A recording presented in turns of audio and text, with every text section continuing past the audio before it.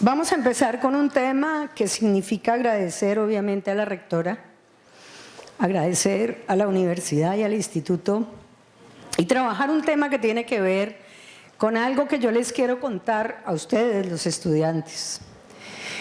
Y que desde ese punto les invito a que empecemos a pensar sobre todos los elementos que significan hablar de un debido proceso, de un derecho al recurso, de la necesidad de comprender también que no solo estamos con las normas procesales colombianas, sino que tenemos frente a todo el tema en particular una serie de normas que son internacionales y que nos regulan.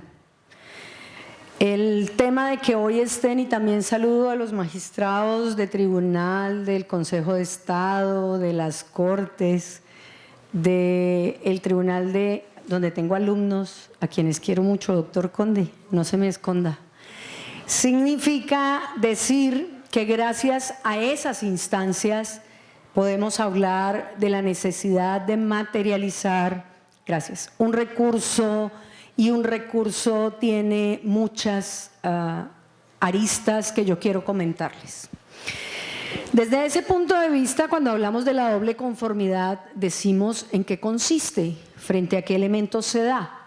Pero si no entendemos también el espíritu de la doble conformidad, que entre otras es un derecho que deviene de la Convención Nacional, que la Convención Americana de Derechos Humanos, y que ha insistido muchísimo la Corte Interamericana de Derechos Humanos, pues tenemos que decir que el recurso es una medida que se establece desde el punto de vista procesal, pero también sustancial, en el sentido de generar un derecho que garantiza que las personas puedan tener una doble valoración frente a su situación en concreto.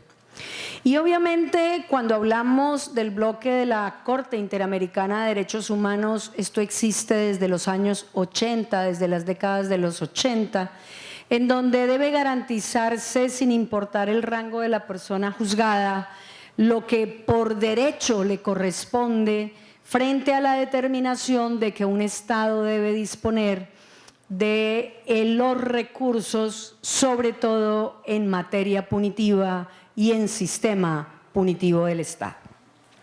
Cuando nosotros estamos frente a este elemento, tenemos que decir que desde ese punto de vista la doble conformidad no es un simple recurso. La doble conformidad es un derecho que significa la opción de que la persona objeto de sanción o condena, y aquí ustedes verán cómo menciono los dos términos, tiene derecho a que una instancia de mayor jerarquía revise esa decisión. Y podemos tener varios eventos, y cuando hablo del derecho sancionatorio, fíjense que el Estado tiene diversas modalidades de derecho sancionatorio. Ese tema en particular significa hablar del derecho disciplinario, que es una rama del derecho sancionatorio, del derecho penal, que es otra de las ramas del derecho sancionatorio. Pero también tenemos una condición particular, y es que cuando hablamos de aforados, normalmente por la Convención de Derechos Humanos del 71, se consideró que era más garantista trabajar sobre una decisión única, sin recursos, en la Corte Suprema de Justicia. Se decía, entre otras, con base en uno de los numerales de esta convención, que efectivamente se garantizaba un derecho mayor porque era un grupo plural de personas de las mejores condiciones. Sin embargo, esto cambió a partir del 2014, y les recuerdo a todos ustedes que la Corte Constitucional hasta el 2014 había sido enfática en decir que se garantizaba el derecho hasta el 2014 por las decisiones proferidas por la Corte Suprema de Justicia. Pero nada se ha dicho con respecto a las otras áreas sancionatorias o punitivas del Estado. Y aquí vemos que hay diferentes modalidades. Y entonces vamos a tratar de trabajar lo siguiente. Pacíficamente, a partir del 2014, la Corte Constitucional trabajó sobre un caso particular que tenía que ver con una revisión que se hizo por la Corte Interamericana en el año 2014, el caso Liaquat Surinam, en donde la Corte Constitucional cambia de criterio y dice, hay que garantizar esa posibilidad de recurso de alzada frente a los aforados, en particular en un caso que ustedes conocen mucho, que se llamó el caso de Uribito, que era realmente el ministro de Agricultura para la época de los hechos. Y fíjense cómo en este elemento la Corte Constitucional, después de tantos años, 2014, cambió de posición diciendo se debe garantizar una segunda opinión, una segunda revisión, con, ojo, cumplimiento de la sentencia de la Corte Interamericana. ¿Qué quería decir esto? Que teníamos la necesidad de establecer una jerarquía superior que revisara esas decisiones. Sin embargo, aquí esa segunda instancia nunca se creó porque se hace parte de una división de sala de la Corte Suprema de Justicia que trata de solucionar el tema a través de una división interna para que se garantice una revisión por otros magistrados que no participaron. Pero técnicamente no es jerárquicamente superior, que es lo que ha pedido la Corte Interamericana de Derechos Humanos. 2. Se viene haciendo una revisión de los procesos que tenían decisión en el 2014 para conceder este derecho. ¿Qué pasó con los procesos anteriores si estamos hablando de que es un derecho convencional que ya estaba considerado por la Corte Interamericana desde los años 80? Solamente se permitió la revisión a partir del 2014 y con efectos diferidos hacia adelante. Sin embargo, la reglamentación que se hace mucho tiempo después tampoco prevé un órgano de jerarquía superior, sino que mantiene la división dentro de la Corte Suprema de Justicia para aforados. Este es un problema que, en mi criterio, genera también un incumplimiento desde esa óptica frente a la inexistencia de una instancia jerárquicamente superior. Sabemos que puede haber recursos horizontales, sabemos que puede haber recursos verticales y técnicamente la doble conformidad es un recurso vertical. Vamos en el tercer punto diciendo lo siguiente. Si bien es cierto, es claro que la condena puede tener un recurso, la condena de primera instancia puede tener un recurso, sucede que hay ocasiones que la condena se profiere en la decisión de segunda instancia. Para los alumnos, tenemos una primera sentencia absolutoria, se apela y se profiere la condena. Es un derecho el recurso a esa primera condena que se produce en segunda instancia. Y entonces aquí viene la discusión. Jerárquicamente superior al Tribunal de Bogotá o al Tribunal de cualquier zona es la Corte Suprema de Justicia. ¿Y cómo se tramita? Pero aquí viene una duda también.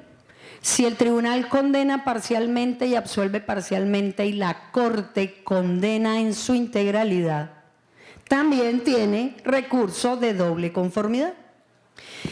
Y para ir cerrando y aprovechando el tiempo, vamos a marcar un cuarto punto.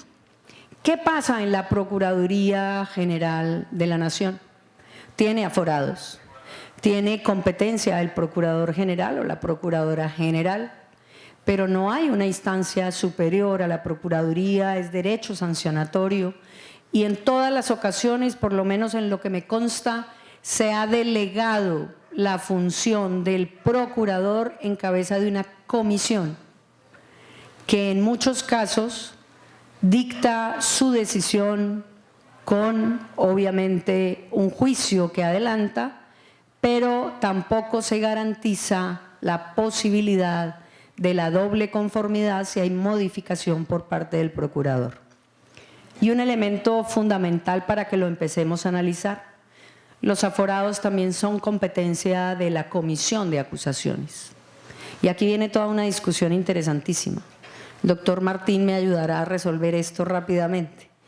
La Comisión de Acusación tiene los aforados que son aforados presidente, fiscales, etcétera. Pero resulta que la Comisión de Acusación tiene una mezcla bien particular. Profiere una acusación genera un llamamiento que va a ventilar la Corte, pero sobre esa base no hay recursos que se puedan interponer frente al primer elemento. Claro, no es sentencia, pero sobre esa base, cuando va a plenaria y se ratifica, también tiene unos efectos particulares. ¿Qué significa hablar entonces de un sistema punitivo sancionatorio en toda su extensión? ¿Qué significa que la Corte Suprema halle responsable al presidente de la República? ¿Qué significa que esa condena no tenga un superior jerárquico? La doble conformidad entonces no solamente es un derecho, es parte del debido proceso. Desde ese punto de vista debe trabajarse en esencia como un elemento fundamental, y cualquier violación al debido proceso engendra lo que nosotros conocemos claramente como nulidades en el proceso. Sin embargo, no deja de ser llamativo una selección parcial de quienes tienen derecho a la doble conformidad. No es en todas las áreas que se refleja ese elemento, y sobre esos supuestos podemos decir que también hay violación del Pacto de Derechos Civiles y Políticos dentro del contexto particular que venimos afirmando. La impugnación, no hay duda, es desde ese punto de vista una necesidad de que la absuelva un tribunal en los casos de aforados colectivos, es decir, de tribunales colectivos, un tribunal jerárquicamente superior, y no se ha solucionado el problema que presenta el mismo mandato de la Corte Interamericana de Derechos Humanos. Y fíjense cómo empezamos a ver también que es necesario pensar en la necesidad de este elemento de la doble conformidad en otros aforados que están siendo objeto de investigación y juzgamiento dentro de un sistema punitivo, no solamente dentro del sistema penal. Como digo yo, el tema hasta ahora empieza a debatirse, 2014 es muy cerca históricamente, pero también hay elementos que no son explicables dentro de esa discriminación o parcialidad en la que se ha generado una aplicación diferida de la Corte Constitucional en el caso que se conoció como el caso de Uribito, y que significó darle el derecho a esta persona entendiendo que se dejaron de considerar los derechos generales de las otras personas que fueron condenadas en esta condición de aforados, bien segundos o días antes de que saliera la decisión de la Corte Constitucional o tiempo anterior a que saliera la decisión de Corte Constitucional. Para ir terminando y cerrando esta intervención, el tema de la doble conformidad no simplemente se puede solucionar con un recurso horizontal. El tema de la doble conformidad implica cumplir a cabalidad todas las sentencias de la Corte Interamericana de Derechos Humanos sobre un elemento fundamental, y es el derecho que tiene la persona a una revisión jerárquicamente superior. No podemos seguir pensando que el dividir las salas garantiza el recurso jerárquico superior, porque hacen parte no solo de una misma sala, sino de una sola instancia.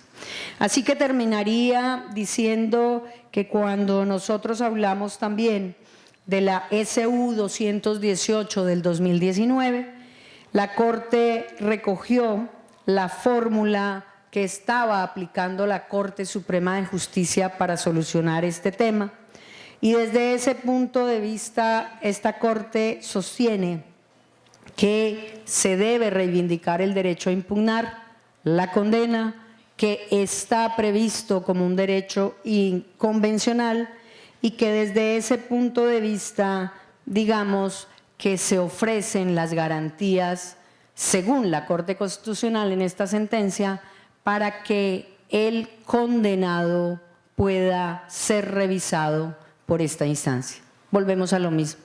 Si la Corte Suprema de Justicia no era suficiente en el 2014, sigue siendo la Corte Suprema de Justicia la que determina el segundo fallo. Si la Corte Suprema de Justicia no era una instancia superior al fallo que profiere la misma Corte, se queda en un recurso horizontal y no vertical, y sin embargo la Corte Constitucional en esta sentencia no solamente llamaba a que se regulara de manera legal porque se estaba haciendo de manera jurisprudencial, sino que de una manera particular dice que se garantiza en estas condiciones. Desde ese punto de vista, los invito a los estudiantes a seguir pensando en la necesidad de seguir creando derechos, no recortando derechos, pero interpretando de acuerdo al bloque de convencionalidad y generando la necesidad de manejar la protección de derechos humanos de una manera real y efectiva. Agradezco a todos ustedes la atención, al doctor Carlos Colmenares, como siempre, la invitación, y yo soy una de las que inició con el primer Congreso Binacional en Cúcuta. No he faltado ningún año, pero espero seguir asistiendo a Cúcuta. Muchas gracias.